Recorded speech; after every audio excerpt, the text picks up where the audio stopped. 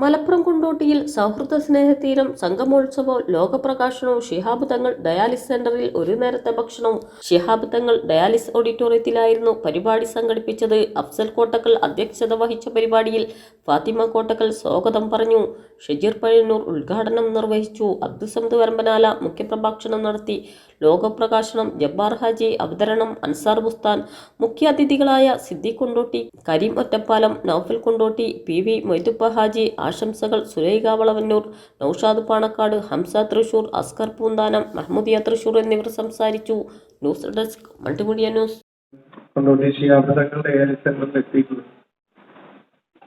അതിനെടുത്ത് പറയാനുള്ളത് എന്താണെന്ന് പറഞ്ഞു കഴിഞ്ഞാൽ, ഈ സൗഹൃദ സ്നേഹതീരം എന്ന് പറയുന്ന ഈ വാട്സപ്പ് കൂട്ടായ്മ ഏകദേശം ശരിക്കും ഒരു ഏകദേശം ഒരു 9 വാട്സപ്പ് ഗ്രൂപ്പ്